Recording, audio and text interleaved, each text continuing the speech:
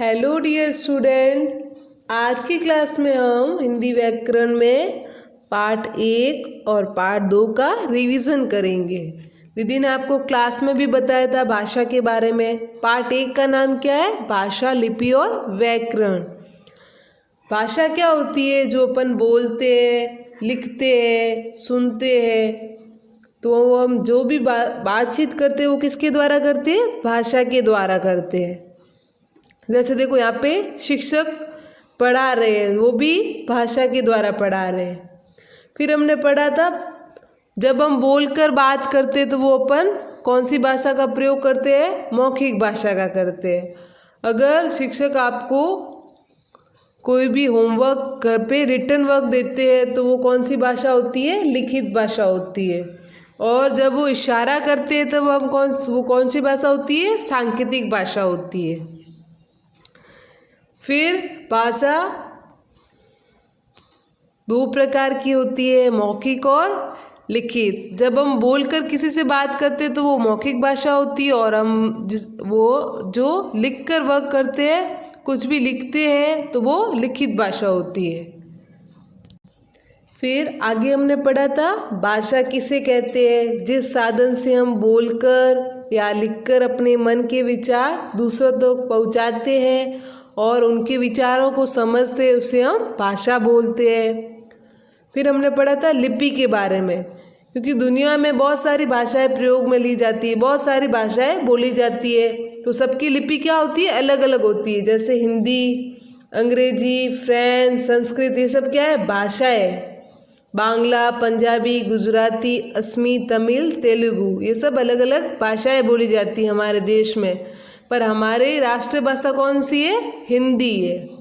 और हमारी हिंदी भाषा की लिपि कौन सी है? देवनागरी है। हिंदी हमारे देश भर में लिखी भी जाती है और बोली भी जाती है, इसलिए हमारी ये हिंदी क्या है? राष्ट्रभाषा है। फिर हमने पढ़ा था लिपि किसे कहते हैं? जिन चिन्हों को लिखकर हम अपने विचार को प्रकट करते हैं उसे हम लिपि बोलते हैं। और हिंदी भाषा और संस्कृत भाषा की लिपि देवनागरी है, पंजाबी की गुरुमुखी, अंग्रेजी की लिपि रोमन और उर्दू की लिपि फारसी है। फिर हमने पढ़ा था व्याकरण की परिभाषा। जिन वाक्यों द्वारा भाषा को शुद्ध लिखा या पढ़ा जाता है उसे हम व्याकरण बोलते हैं। ओके बच्चों, जैसे दीदी ने आपको भी बताया वैसे आपको वापस इस चैप्टर को रीड करना है और अच्छे से लर्न करना है। और इस चैप्टर के आपको क्वेश्चन आंसर्स भी लर्न करने हैं। अब हम पढ़ते हैं, रिवीजन करते हैं पार्ट 2 का। पार्ट 2 है वाक्य विचार। वाक्य विचार, वाक्य का मतलब होता है जिन शब्दों का हमें अर्थ सही से ज्ञात नहीं होता है, जिनका अर्थ समझ में नहीं आता है, वो सही वाक्य नहीं होता है। जिन शब्दों का हमें सही अर्थ समझ में आए उसे हम वाक्य बोलते हैं।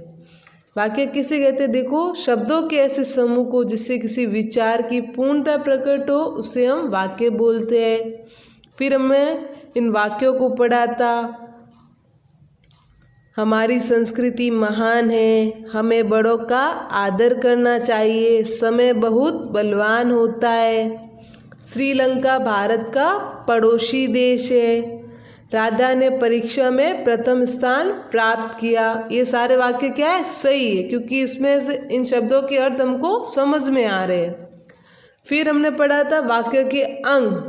वाक्य के प्रमुख 2 अंग होते हैं, पहला उद्देश्य होता है और दूसरा विधेय।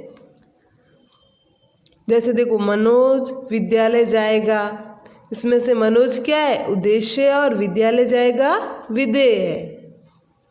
उद्देश्य किसे बोलते हैं हम? वाक्य में जिसके विषय में कुछ कहा जाए उसे हम उद्देश्य बोलते हैं, और उद्देश्य के विषय में जो कुछ कहा जाता है उसको सूचित करने वाले शब्दों को हम विधेय बोलते हैं।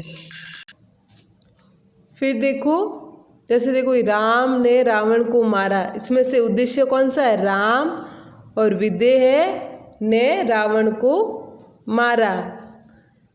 फिर इसके बाद हमने पढ़ा था वाक्य के भेदों को। सबसे पहला सरल वाक्य, जिस वाक्य में एक कर्ता उद्देश्य तथा एक ही क्रिया विधेय होती है उसे हम सरल वाक्य बोलते हैं। फिर पढ़ा था संयुक्त वाक्य। जब एक से अधिक सरल वाक्य किसी समुच्चय बोधक से जुड़े होते हैं तो इस प्रकार के वाक्य को हम संयुक्त वाक्य कहते हैं। फिर हमने पढ़ा था मिश्रित वाक्य। जिस वाक्य में एक प्रधान उपवाक्य हो तथा अन्य आश्रित उपवाक्य होते उसे हम मिश्रित वाक्य कहते हैं। ओके बच्चों, जैसे दीदी ने आपको अभी बताया है, वापस आपको चैप्टर्स को रीड करना है और इनके जो क्वेश्चन आंसर्स है उनको भी लर्न करना है।